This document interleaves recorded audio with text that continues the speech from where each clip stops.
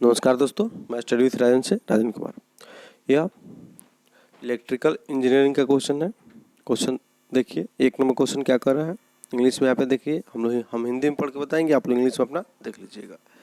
ठीक, निम्नलिखित परिपथ पर विचार कीजिए। ये पिक्चर दिया है, RL में बहने वाली लोड करंट IO का मान ज्ञात करें, जिसमें दिखाना है आपको।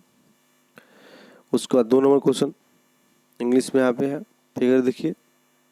हिंदी में निम्नलिखित AC परिपथ पर विचार कीजिए। निम्नलिखित का मान ज्ञात करें।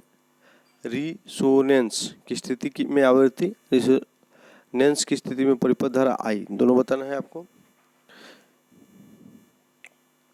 ये रहा आपको 10 का, आपको 2 का ए और 2 का बी में आइएगा, तो यहाँ पे इंग्लिश में यहाँ पे दिया है। और बी देखिए, निम्नलिखित परिपथ पर विचार करें।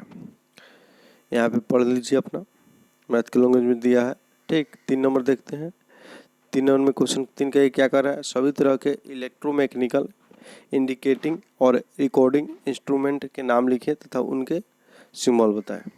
ठीक, और बी क्या कर रहा है, इलेक्ट्रोमैकेनिकल एनर्जी मैटर में क्रीप क्या होता है, इसको कैसे दूर किया जा सकता है, ये क्वेश्चन रहा। सी नंबर क्वेश्चन क्या कर रहा है, एक ड्यूअल ट्रेस CRO में एक ही इलेक्ट्रॉन गन होती है, फिर भी CRO स्क्रीन पर 2 ट्रेस प्राप्त होते हैं, कारण लिखे।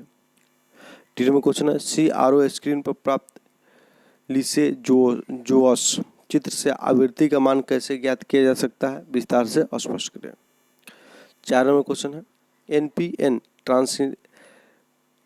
ट्रांजिस्टर के CE कॉन्फ़िगरेशंस के अल्फा और बीटा के मध्य संबंध स्थापित करें। 4 के ये क्वेश्चन है। बी नंबर क्वेश्चन क्या कर रहा है, इंग्लिश में यहाँ पे है, हिंदी में NPN ट्रांजिस्टर के CE तथा CC कॉन्फ़िगरेशंस के मध्य current gain, voltage gain and power gain के आधार पर तुलना करें। सी नंबर क्वेश्चन हम आगे बढ़ेंगे, तो यहाँ पे उसी का 4 का सी देखेंगे।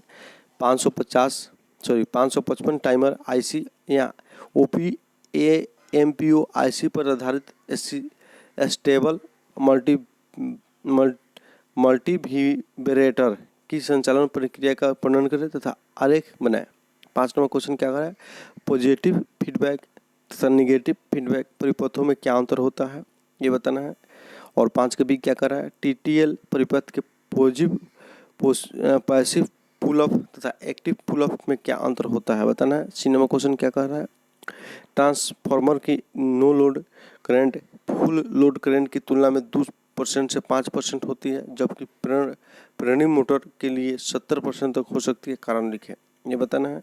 और डी नंबर क्वेश्चन क्या कर रहा है, डी नंबर क्वेश्चन करता है ट्रांसफार्मर तथा इंडक्शंस में मोटर के तुल्य परिपथ लगभग समान होते हैं, अंतर को स्पष्ट करें।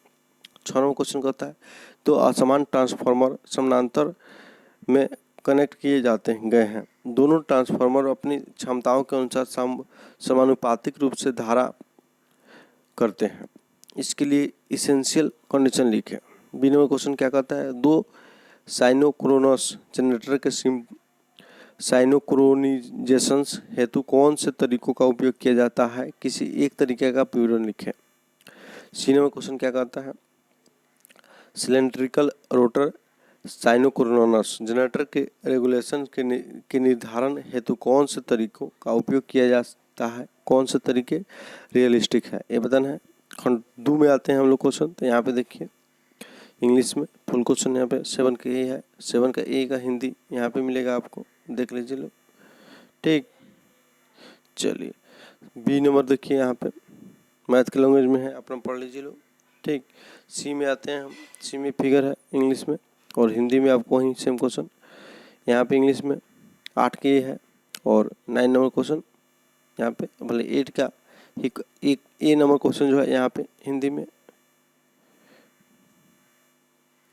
ठीक, और बी नंबर क्वेश्चन यहाँ पे 8 का, उसके बाद उसका हिंदी में। सी नंबर क्वेश्चन यहाँ पे, उसके बाद इसका हिंदी में यहाँ पे है।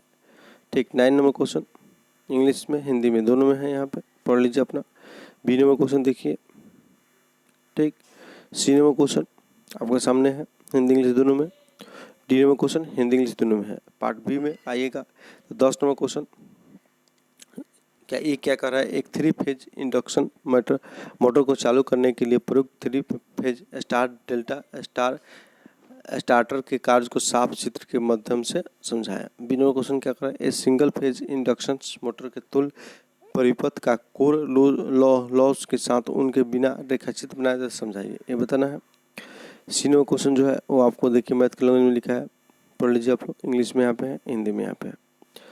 डी नंबर क्वेश्चन, क्यों साइनोक्रोनस मोटर साइनोक्रोनस से स्पीड पर ही चलती है, या बिल्कुल नहीं, समझाइए। इसका मोटर की गति को कैसे बदला जा सकता है, ये भी समझना है यहाँ पे। डी नंबर क्वेश्चन है 11 का, ये क्या कहता है, पॉलीफेज इंडक्शन मोटर की ट्रू क्यू स्पीड विशेषताओं का चित्रण करें तथा स्पष्ट रूप से बताइए कि रोटर रेजिस्टेंस में बदलाव से क्या प्रभाव आएगा। बी नंबर क्वेश्चन आते हैं, बस बार संरक्षण के महत्व को बताइए। बस बार संरक्षण को डिफरेंशियल संरक्षण तथा फॉल्ट बस संरक्षण को समझाइए। सी नंबर क्वेश्चन देखिए यहाँ पे इंग्लिश में है, हिंदी में यहाँ पे लिखा हुआ है, ठीक। और डी नंबर क्वेश्चन यहाँ पे इंग्लिश में है और हिंदी में यहाँ पे लिखा हुआ, पढ़ लीजिए। 12 के एक क्वेश्चन क्या कहता है, यहाँ पे देख लीजिए आप, ठीक। 12 का बी क्वेश्चन यहाँ पे है और सी क्वेश्चन यहाँ पे है।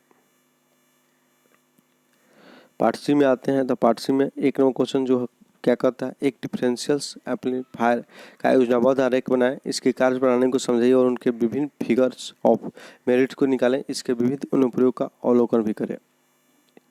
बी नंबर इंग्लिश में और बी का हिंदी में यहाँ पे है। सी नंबर इंग्लिश में यहाँ पे है, हिंदी में भी है, इंग्लिश दोनों में देख लीजिए।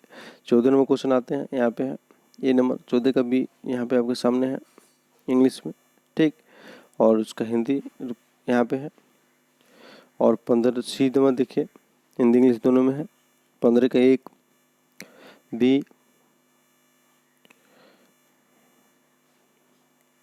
चलिए ठीक। सी नंबर 15 का हिंदी इंग्लिश दोनों में, और यहाँ पे D number question Hindi English दोनों में है। इस तरह से ये आपको जो इलेक्ट्रिकल इंजीनियरिंग का जो क्वेश्चन था वो समाप्त हुआ। हम आपको टेलीग्राम पे और यूट्यूब पे सेट बनवाते हैं, आप लोग जुड़ सकते हैं। और हमारे बारे में देखना है तो यूट्यूब में वीडियो पड़ा होगा बहुत सारा, एक आध वीडियो देख लीजिए जहाँ पे हम बताएं खुद अपने बारे में उसको। चलिए ठीक है दोस्तों, नमस्कार।